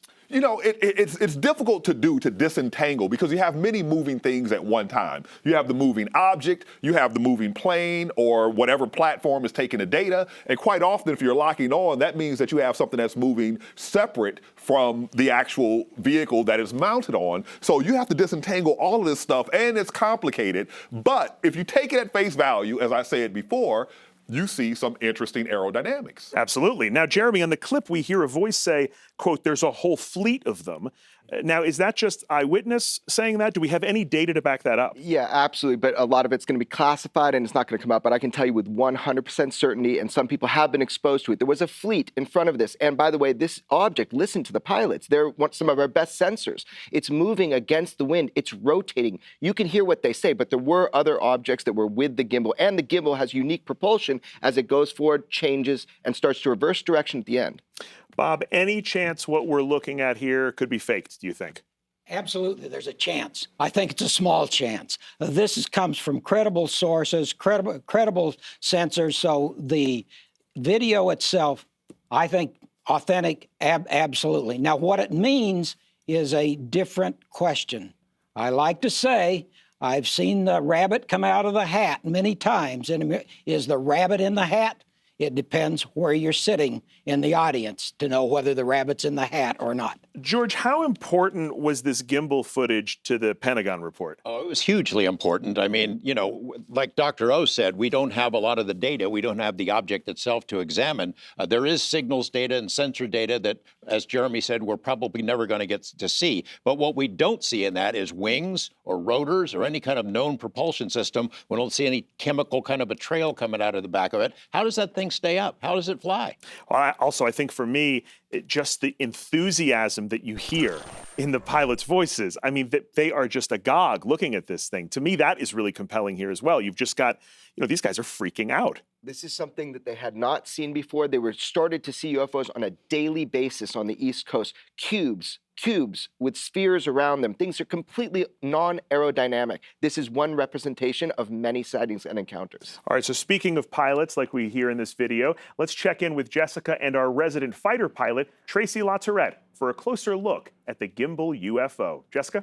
Thank you, Josh. Tracy, on the gimbal footage, there is so much going on with the numbers and the initials that it's hard to know what to actually focus on. So what are the most important elements of this video? Well, we could talk all day on what we're looking at here. But if you look at the image itself, the fact that we're able to actually lock onto something tells me that it's not just a light phenomenon or something. So obviously there is something very interesting there, and obviously it's hot because we're in black hot mode. If you look at the aspect of the object, it could suggest a tail aspect of an aircraft, although you know, that's debatable as well because it might be shaped a little bit differently looking at the back. Okay, so as if it was traveling away from us. Understood. Right, and then finally, you hear them talking about the fact that it appears to actually rotate. That suggests not only awareness, but gives some indication of potential intent because it looks like it's just observing and luckily not showing us any kind of hostile intent. So that's a good thing. That's scary. Well, you always have to think about that. Is this thing trying to kill me? Yeah, well, or yeah. not? Yeah, okay, awesome. No, that was a good talk. Awesome, Tracy. Back to you, Josh. All right, well, thank you, Jessica and Tracy. When we come back, I will be speaking with former astronaut, senator, and NASA administrator Bill Nelson. We'll also learn what Oumuamua means. I'm just proud I could pronounce it. And later, we've got rare UAP footage from the deck of the USS Omaha that may help our panel of experts reach their verdict. Adversary, alien, or neither? During the break, be sure to hit us up on Twitter using the hashtag UFOs Declassified Live.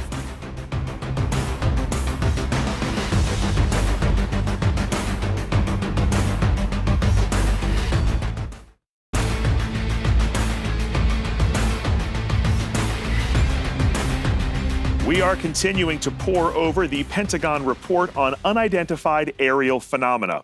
As the report indicates, there is not one blanket explanation for all of them. And that's why you are watching UFOs Declassified live. I'm Josh Gates. At this time, we are honored to be joined by the current head of NASA. He has flown in space and previously served Florida in the Senate. Bill Nelson, good to see you, sir. Hey, it's great to see you, and I'm always ready to talk about space. Well, that's good. I'm glad. We have a lot to talk about with the release of this report. Obviously, you've read it. What do you think is the most eye-opening aspect of this? Well, I was briefed on this a couple of years ago in the Senate Armed Services Committee, and I had a chance to talk to the Navy pilots. You've seen the video now a number of times on TV. They know that they saw something, they tracked it, they chased it, and then all of a sudden it would move from one location to another in a split second. Now we know from the unclassified report that there have been over 140 of these sightings around the globe. And so from the pilot's standpoint, they know they saw something real. Right. Now we need to find out what it is. So that's why I've asked the NASA scientists, look at it from a scientific point of view, and let's see if you come up with any answers. And I think that's a good point. There's an enormous amount of credibility here in terms of these pilots, in terms of the people that witnessed whatever these objects were. If we take the report at face value, what do you think it says about national security? Well, we don't know. We don't know if it's something out of this world or if it is a person that could, an entity that could be a potential adversary here on Earth. Right. Now, our government is saying this is not any technology that we are testing. Therefore, we ought to be concerned. That's why we need to get to the bottom of this. Right. Now, a lot of people are speculating that these UAPs could be extraterrestrial. You yourself have flown into space. You were a payload specialist during the shuttle program. Do you personally believe that there is extraterrestrial life out there? Well, let's separate the question. Do I believe that these objects are ETs? The answer is I don't know. That's why we're asking the questions. Right. Your second question is, do I think that there's life out there in the universe? This is a universe that is 13.5 billion years old. It is so vast we cannot even imagine. Our minds cannot grasp the size of it. Do I think that there's another solar system in another galaxy with another sun, with planets revolving around it, that might have a planet with a habitable atmosphere? Of course I do. Do you think that this particular report, which was generated by the Pentagon, do you think that it should be shifted to NASA? Should NASA have a permanent responsibility to, you think, look into these sightings and to continue pursuing this question? No, the Pentagon needs to continue its defense function. NASA needs to continue its scientific function, and that's exactly what we're doing. Terrific. Well, I can't wait to see what the Webb telescope and what NASA has in store next. Thank you so much for your time with us today. I really appreciate it, sir. Have a great day. All the best. Well, so far tonight, we have focused on unidentified aerial phenomena. Right now, though, we're going to shift our gaze to an identified interstellar object that may be an indicator of life in other solar systems. This startling discovery was spotted by Canadian astronomer Robert Warwick from the Haleakala Observatory on Maui. And since the object is the first of its type, it was named after the Hawaiian word for scout. This is Oumuamua.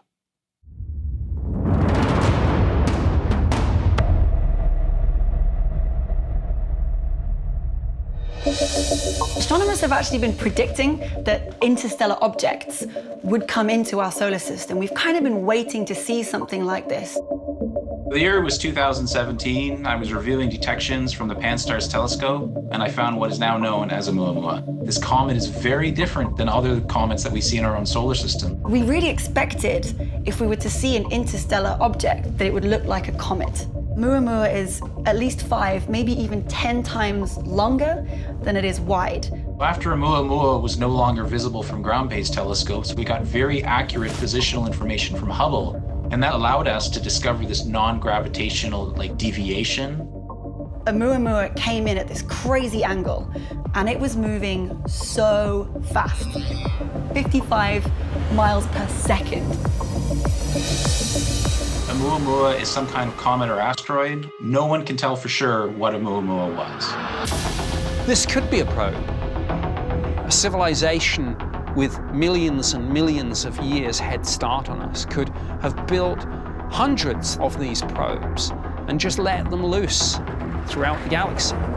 And every now and then one would drift through a solar system, and if they spotted an active transmitting civilization, then the ship activates. Something wakes up.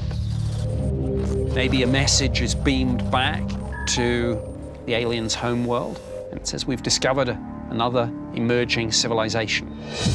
Once that message is received, then they're going to come in force. Hopefully in peace, but maybe not. There are plans to launch a mission into space, have it just in a stable orbit, just waiting for the next interstellar object. And once they spot it, they'll just be ready to get there. Oumuamua, it's a little disconcerting that it got as close as it did without anyone seeing it coming. What if we were facing hostile extraterrestrials? Or what if this had just been a rock, but headed directly for planet Earth? I mean, Oumuamua should be a wake-up call. We missed the last one. Let's not miss the next one. All right, guys, I'm here with Dr. O. So, Dr. O, in your opinion, why is Oumuamua such an important discovery? Well, there are certain things that we figure out in science, but we can't accept as true until we actually observe it. For example, we figured out early in the 20th century that planet formation is a side effect of star formation, but it wasn't until the 90s that we first saw a planet outside of our solar system, such that we can say, yes, there they are. So we have a good understanding now of how solar systems form, and what happens is it's a very chaotic situation. So where we have 4 terrestrial planets today, there were dozens of protoplanets. And as they interacted and collided, some objects were thrown into the sun, some objects were incorporated into planetary bodies, and some were sent flying out of our solar system. How? Like, how do they get, how are they circling around and then all of a sudden one decides to just take off? Yeah, so it has to do with gravitational interaction. So close calls will change a trajectory, and if it swings around the sun or say Jupiter, right, and under the right circumstances, it can gain enough momentum to just slingshot right out of the solar system. So we expect that objects from our solar system are flying throughout the galaxy, and objects from other solar systems are also flying throughout the galaxy, and on occasion, they may enter our solar system, and that's what Oumuamua represents. Okay, so and then Oumuamua was actually discovered using the telescope that's shown behind us. That's right. So we found Oumuamua with the telescope on Haleakala in the Hawaiian Islands. Very well done. Yes, I've been there. It's a cool spot. Yeah. Yeah, and so the thing about an object like this is similar to an asteroid. So when we look at interstellar or interplanetary interlopers, they come in 2 main types. Stuff that was once a part of a planetary body, so to be made up of metal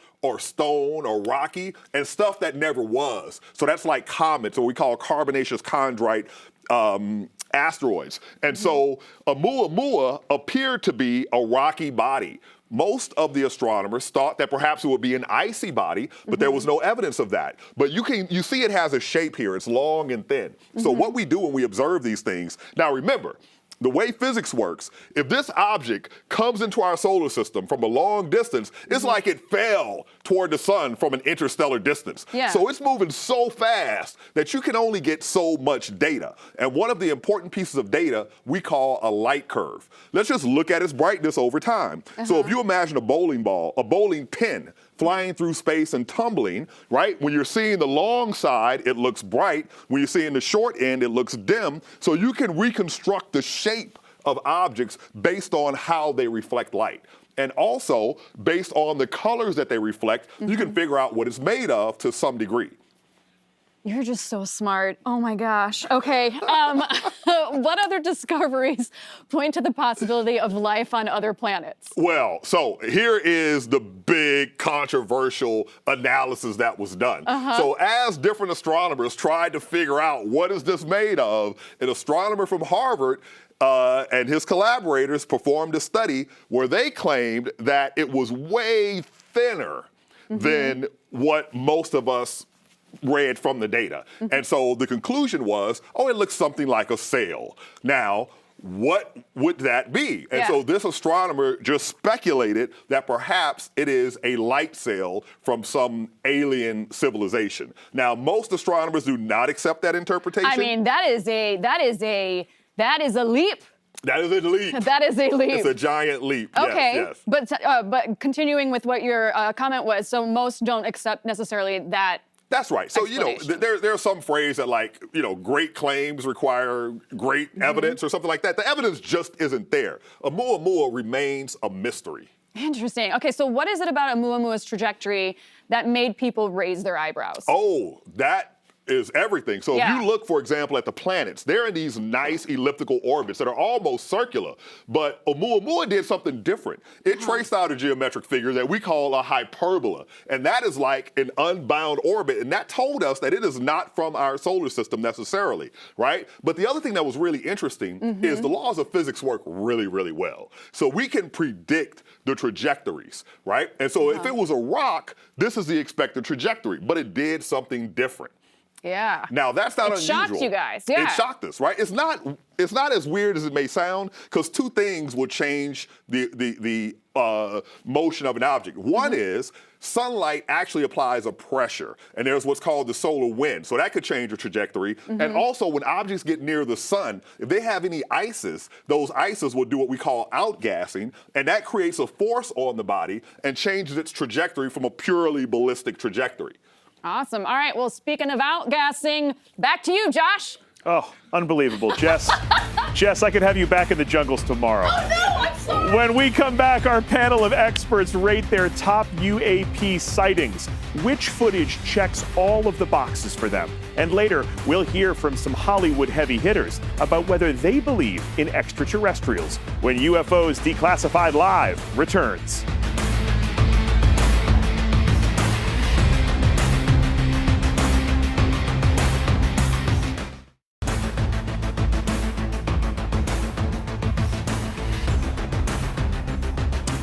Welcome back to UFOs Declassified Live. I'm Josh Gates, and I'm thrilled to be joined by our panel of experts, Jeremy Corbell, George Knapp, and Nick Pope. And we are all here because of this. We are discussing the Pentagon report that just dropped 5 days ago. And one of the really interesting takeaways for me in this report are these different buckets that they use to categorize the UAPs or UFOs. So those categories are airborne clutter, natural atmospheric phenomena, stuff that's just naturally occurring, USG or U.S. government, foreign adversary systems, and other. So let's talk about other or natural occurrences. Jeremy, have you ever looked at a video or seen a UAP and then later realized you'd misidentified something? Well, all the time people misidentify things, and the whole point is something is unidentified until it's identified. Don't jump to conclusions. Right. George, where do you think that your pyramid UFO video would fall in these buckets? They would fall into the place where I get my mail, into other. That's where I live. I mean, do they look aerodynamic to you? If you're going to build something, some kind of a drone, an earthly drone, would you make it pyramid shaped? I wouldn't. Exactly. Now, Nick, looking at these different categories, which is more, concerning, foreign adversary systems or other? Other. It's a little word, but it's a scary word in this context. You can pick up the phone and talk to your adversaries through diplomacy. We can't talk to these people if who or whatever they are. We don't know. Personally, I would go with airborne clutter, but I'm afraid of birds. Okay, listen. Based on these incredible videos that we saw tonight, let's talk about your top UAP sightings and why. Let's just go rapid fire down the line here. What about for you, Jeremy? I mean, my favorite is 1989, Bob Lazar right here in Las Vegas, Nevada. But after what we've seen tonight, it's the cases that I've worked on. So the USS Omaha and all the corroborative sensor data and information and visual evidence that George and I have been able to provide to the public makes it one of the most robust cases we've ever had with UFOs. Right, because it's not just one piece of footage. Right. You've got night vision, you've got radar, you've got FLIR. It's kind of the whole package. And you have now footage from the deck of the Omaha. Exactly. Okay, so George, what about you? For me, it's the Tic Tac. I think it's the most important UFO in history because of what it has meant to where we are now. I mean, the credibility of those witnesses, the pilots, Dave Fravor and others, they've gone before Congress with the help of two former intelligence officials, Lou Elizondo and Chris Mellon, who gave up government service to push this ball down the field. That video is what sold that story. It got the New York Times to cover it, 60 Minutes to cover it, and it was the reason that we have a UAP task force. Certainly changed the game, absolutely. And Nick Pope, what about you? I'm going for gimbal. When these normally unflappable pilots get excited, I get excited too. But look, there are a lot of UFO videos on the internet, but what makes these really stand out, and gimbal is part of this, is that the Department of Defense have put it on their own website and issued a press release to say it's genuine. So we've got the provenance of it. I'm with you. The gimbal video for me is really the most intriguing just because of how these unflappable pilots, you know, these guys that normally have this kind of right stuff attitude, they are just freaking out, for lack of a better term, about what they're encountering up there. There's something about that just makes it so compelling. All right, so let's check in with Jessica and our ever-expanding Twitter feed. Thank you, Josh. Here's what's happening over on social. Let's bring it up. All right, Joseph writes, do you think the general public is ready for complete UFO disclosure? Jeremy, you want to take that one? Yeah, I think we can handle it. We know we can handle it. We have a right to know, a need to know, and I feel a duty to find out the truth about UFOs. All right, thanks, Jeremy, and thanks, Joseph. Keep sending your clips and comments in using the hashtag UFOs Declassified Live. All right, well, next up, we're going to dig deep into our controversial history with UFOs. Plus, we have that gripping footage from the deck of the USS Omaha when UFOs Declassified Live returns.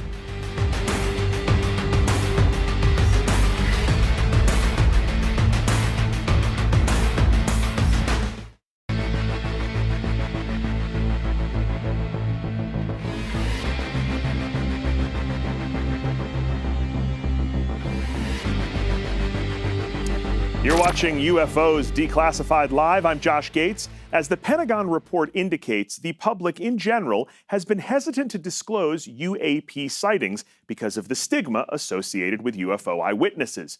But research shows that these UAP sightings have been going on for years and years. Take a look.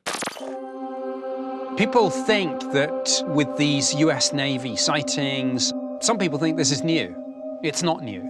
It's been going on since the dawn of time. Myths, legends, these things, whatever they are, have been seen throughout history. After World War II, the world was very different.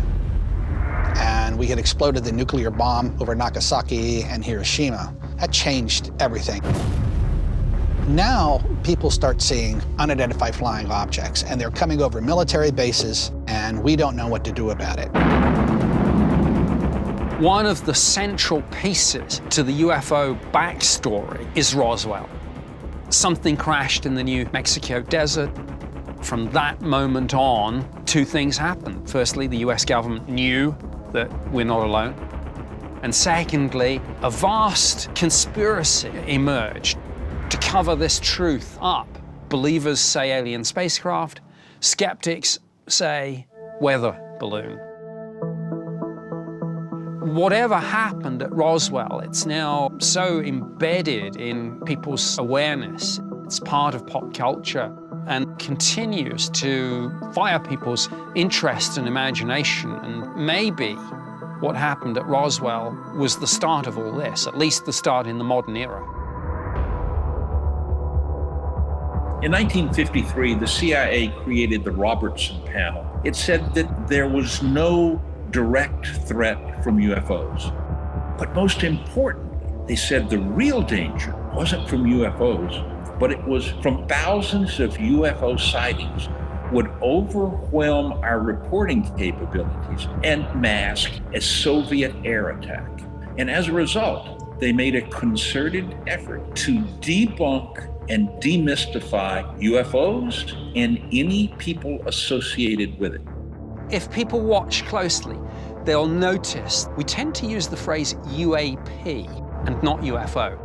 It's just a way of getting rid of the stigma that comes with the term UFO, and it's just a way, and this is really important, to get the senior stakeholder engagement from within government, the military, and the intelligence community. Well, joining Nick Pope on our panel, our former CIA officer, Jim Semivan, and intelligence historian, Keith Melton. Welcome to both of you. Thank you. Thank you. Okay, so, you know, when we talk about the history of UFO sightings, they may well go back into prehistory. But I think most Americans think of Roswell as the beginning of it all. Why? Well, actually, the first major UFO incident took place 1 month earlier. Before Roswell? Before. When a private pilot flying near Mount Rainier, Washington, observed 9 flying discs in formation, traveling at speeds between Mach 2 and Mach 3. The next day, it made nationwide headlines, and one newspaper coined the term flying saucers. That's where it all started. It started there. At least in our popular culture. Why do you think then that Roswell kind of gets all the glory, as it were? It has become popularized certainly after 1970. Yeah. But from 1947 to 1970, very little was written about it. And let's talk about Area 51 and how that fits into the Roswell story. There is no direct connection between Roswell in 1947 and Area 51 in 1955.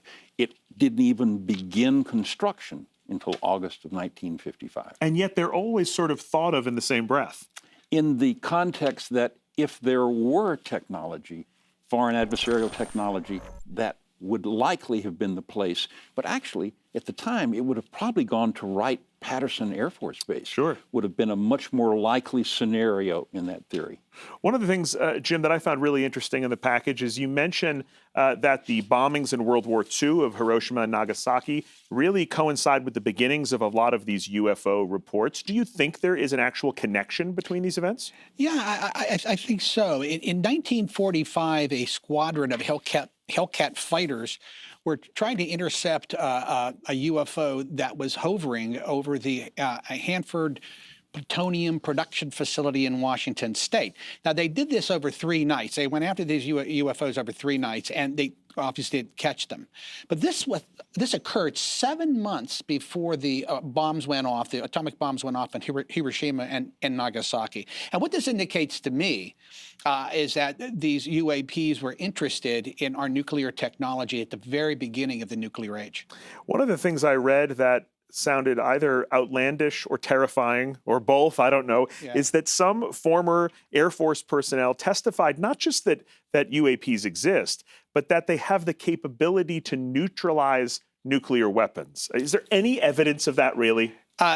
Yes, and allegedly, but there was a few instances where UAPs were seen over ICBM sites, and that they were allegedly interfering with their launch activity. Now, this happened in Russia, too. It happened numerous times in Russia, actually. So we have seen this before. Nick, one of the things that I think is really curious here is we have talked in this country about UFOs, certainly in popular culture, for a really long time. But look at what we have now. I mean, we've got this official Pentagon report. Do you think that the release of this report changes the perception in the public and the culture around UFOs? Completely. I think this issue was regarded as fringe. It's now mainstream. People thought about it in terms of science fiction and conspiracy theory. They're now framing it correctly as defense and national security issues. So it's completely changed the narrative, yes. Do you think that when people read in this report that 143 out of 144 of these sightings are unexplained, that they should be worried? Yeah, I think it's like, if you can't explain that many of them, well, go back and take another look. Could do better. Yeah, so you think people should be nervous by this to some extent? They should. If there's anything in our skies, particularly with these technologies, then absolutely we must be concerned. And Congress is concerned, hence the interest, continuing interest. This report is just the beginning. All right, well, thank you very much. We're going to take a break here. When we return, we have got that must-see footage from the deck of the USS Omaha, and it is almost time to bang the gavel and find out what the verdict is from our experts. Adversary, alien, neither. And don't forget to share your thoughts on UAPs on Twitter using the hashtag UFOs Declassified Live. We'll be right back.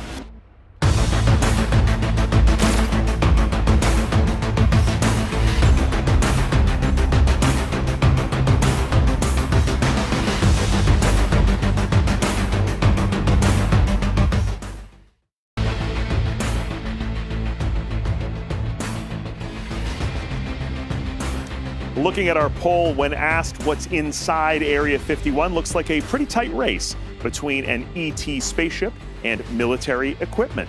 Welcome back to UFOs Declassified Live. I'm Josh Gates, along with UAP/UFO experts Jeremy Corbell, Jim Semovin, and Nick Pope. Now, as promised, we have brand new footage from the swarming event above the USS Omaha. Get ready for this. We've already seen incredible radar and FLIR imagery. Now we have a brand new angle on this same historic event. Take a look.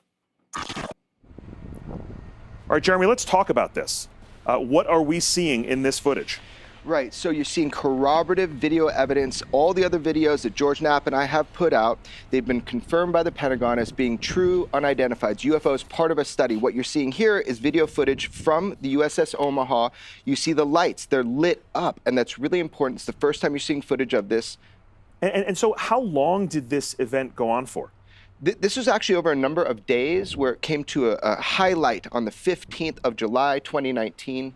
So we see these lights, we can see some blinking here. I mean, I know we have this FLIR and this radar also, but how do we know this isn't an aircraft? How do we know we're not seeing a helicopter hovering here? Right, so this is well studied by our United States military. It's part of the UAPTF task force, investigation into this. This is a confirmed UFO sighting. They don't know where they landed. They don't know where they took off from. This is a true UFO case with great data. There were 14 of these things at one point around the USS Omaha, completely surrounded it. They'd pop on and off radar over a period of several hours. That one was recorded on the thermal images that traveled along with the ship for an hour. Earlier, I asked you what your favorite video from tonight is. Anybody want to change their answer? I mean, how much of a game changer do you think this video is? Altogether, this video is so important because, again, it supports an entire event series. It was one of the most well-documented UFO cases of all time now. And so, taking all of that evidence together, it does seem really compelling, doesn't it? It is absolutely compelling. So, okay, George, you've been at the forefront of this field for years. What's your reaction to this video? Well, it's important because you have three different forms of evidence to document it. I presume that there are other cases like that there's sensor information that the Pentagon has that is too sensitive to release to the public. It is classified for a good reason. As it was told to me by an intelligence official, you can't tell your friends without telling your enemies. So there are good reasons for keeping some of this secret, but this clearly is a pretty solid case. Nick, how seriously should this incident be taken? Very seriously. Something is almost toying with us. It's like playing cat and mouse with us. And I know some of us with government backgrounds get accused of pushing the threat narrative here. But come on, you've got to say, when these sorts of things get close to our US military assets, whether they're aircraft carriers, destroyers, Navy jets, whatever they are, that has got to be seen as a potential threat. Okay, we're going to take a break here, but you're not going to want to miss what's coming up. Our panelists will be delivering their final verdict: adversary, extraterrestrial, or neither. And please keep launching your tweets our way with the hashtag UFOs Declassified Live. More to come after this.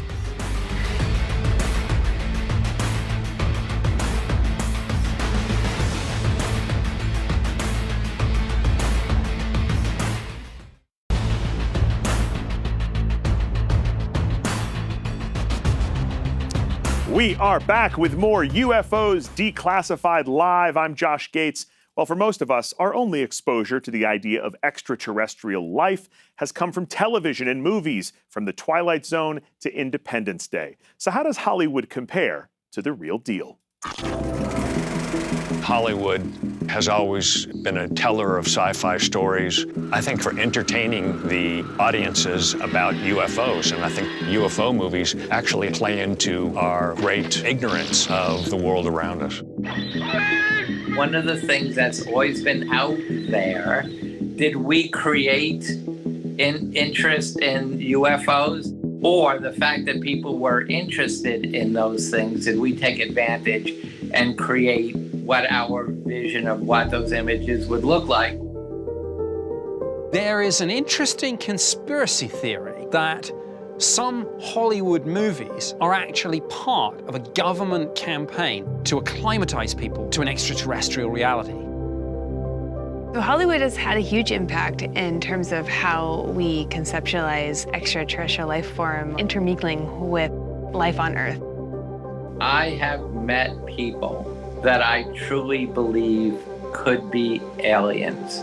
When we would scout Men in Black, we would all drive around New York and we would always look out the window and go, alien, alien. It's possible they're here. Hollywood created the look and the sound of UFOs and flying saucers. But it's really the movies of Hollywood starting in the 1950s that give us the definitive image of those flying saucers. And its impact on our perception of UFOs has been tremendous, probably bigger than any other media.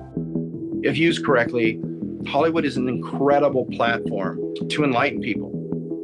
I think it will make people want to work on it, study it, understand it, get people really interested and excited about dealing with UFOs that are more than just the craft in the sky. Hollywood has actually produced much better CGI video than the Navy pilots have. That's cause for some question in itself, is that are we too now saturated with video, CGI images, and has this now made us less likely to believe what we see? Joining Nick Pope and I on the panel is our own Jessica Chobot. Welcome to the big desk, Jess. Oh, I'm so stoked to be here. Good to have you here. Okay, let's talk movies. I know that you are a major pop culture and movie buff, by which I mean a huge nerd. Yes. What is the best extraterrestrial alien movie ever made, in your opinion? Ever made? Well, I've got a lot that I like a lot, but I would have to say They Live. Oh, They Live. Yeah. John Carpenter, yeah. Yep. Amazing special effects, questionable acting. I don't think so. Come on. It's a classic. It is a classic. It is a classic. Nick Pope, what about for you? Arrival. Yeah. Because I think it speaks to a lot of the issues that people are thinking about right now with this report to Congress. I mean, you know, it's not just about aliens, it's about us and our response. Do we respond with hope or fear, with the hand of friendship or with guns and bombs? That's right.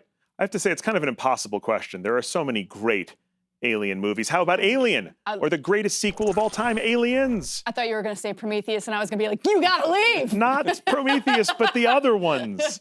I mean, for me personally, when I was a kid, I used to love really old sci-fi. I mean, I used to love, Day the Earth Stood Still. I was Forbidden Planet. I was a huge fan of Twilight Zone, the TV series, the reruns of that when I was a kid. And I have to say, the monsters are due on Maple Street and, Nightmare at 20,000 Feet. Will the real Martian please stand up? Those old, kind of Cold War era stories that were also, again, speaking to people's fears. That was the stuff that really got me into science fiction and into this topic, because there is something about extraterrestrials that's also very human. Does that make sense, Nick? Yes, it does. We look out, but at the same time we look in. It's not just about aliens, but it's about us. Who are we as a species? How do we respond if we find out that we're not alone? One of the things that you mentioned in the piece, Nick, is that some people believe that Hollywood is part of a kind of conspiracy to acclimate us to the possibility of an extraterrestrial arrival. I'm not sure I put much stock in that. Do you think that's true? No, not really. To acclimatize us to that, or even indoctrinate us to say that they are a threat. But look, I think there are so many movies, some with good aliens, some with bad aliens, that it's a funny indoctrination campaign if we're getting all these mixed messages. Exactly. Can I jump in really quick, though, and say it's not the first time that Hollywood's worked with the government to pull the wool over people's eyes, so who knows? I have no idea what you're talking about. It better not be the Argo. moon landing. Oh, Argo. Okay. Yeah, I thought you were going moon landing. I was getting very worried, Jess, for a second. Don't go crazy on me here. No, I'm talking about other times that they've just made deals with the U.S. to try and accomplish things, but not that. Not that. And I take your point, Nick, right? I mean, if this was a Hollywood conspiracy, all movies would be E.T., right? They would all be warm and fuzzy. We wouldn't have Species. Or all the other way, fear sells. That's right. That's exactly right. We would be terrified. Okay, so we're going to take a break. A pleasure, as always, talking to both of you. Okay, so what television show, movie, pop culture moment do you think is the most accurate depiction of what's really out there? Tell us now using the hashtag UFOs Declassified Live on Twitter. And after the break, I'll be speaking with the man who is largely responsible for initiating the Pentagon report. Former Senate Majority Leader Harry Reid will be joining us, and you won't believe what he has to say. And our panel will reach their verdict when UFOs Declassified Live returns.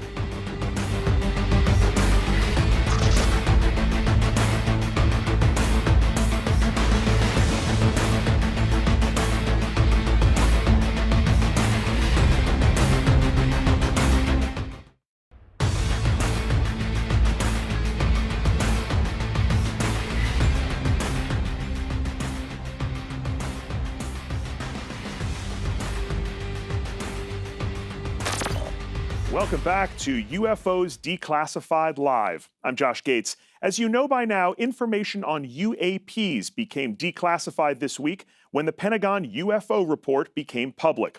Right now, we're going to speak to the man who many call the godfather of this report, former Senator and Senate Majority Leader Harry Reid. Thank you for joining us, Senator. Really my pleasure.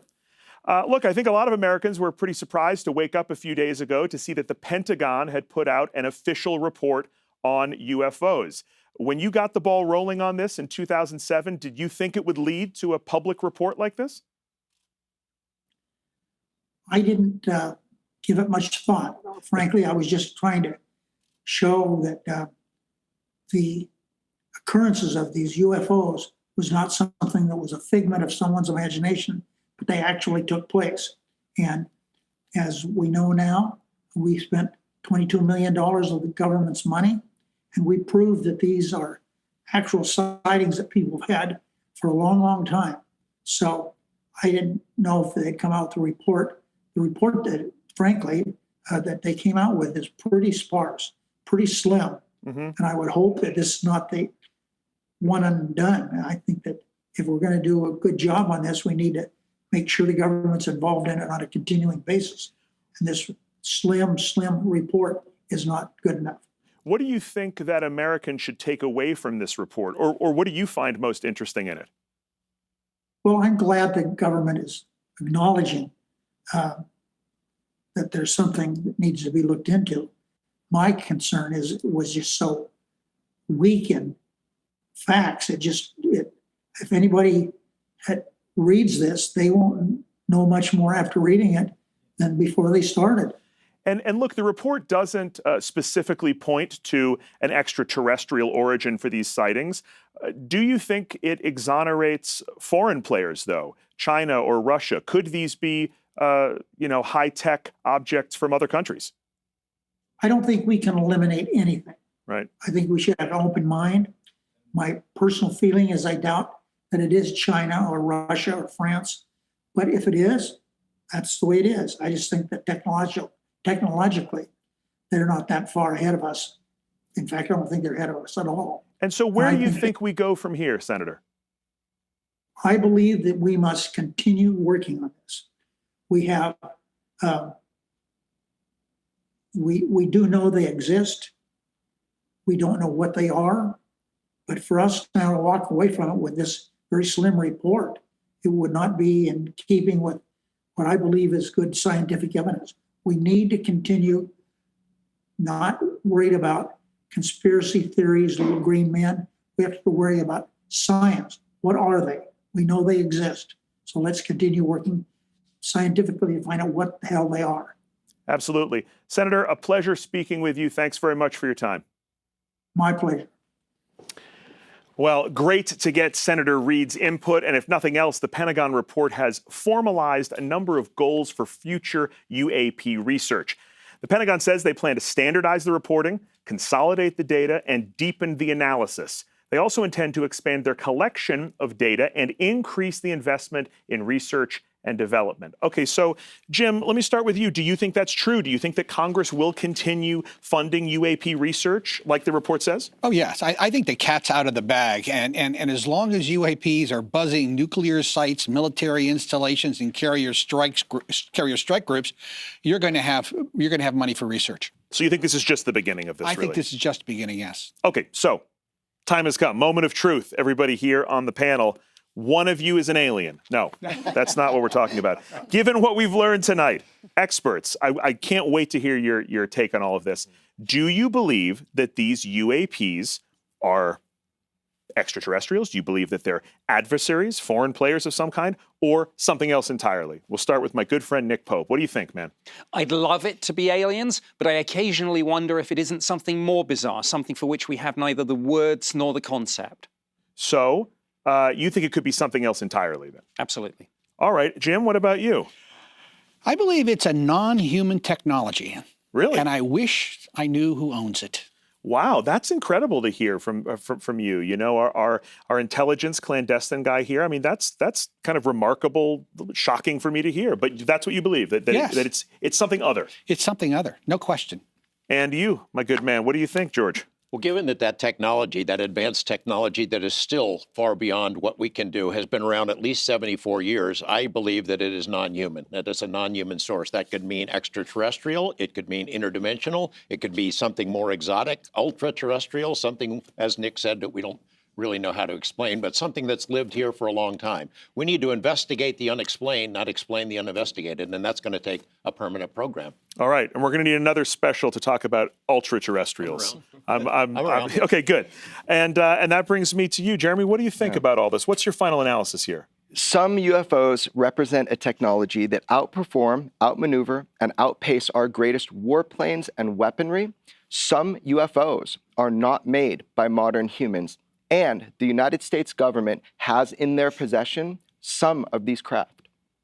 You believe that for sure? I am certain of it. Okay, let's go over to the big wall.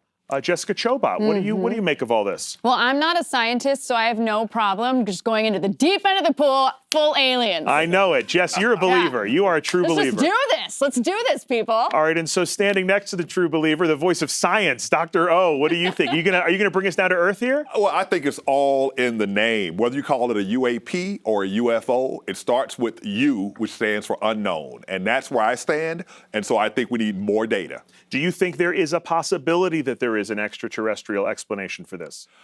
I don't lean that direction for this phenomenon, but there are astrophysicists who think that there may be life on our planet that we don't even recognize as life because we don't have a broad enough definition. And so I do think that the evidence tells us that life is ubiquitous throughout our universe.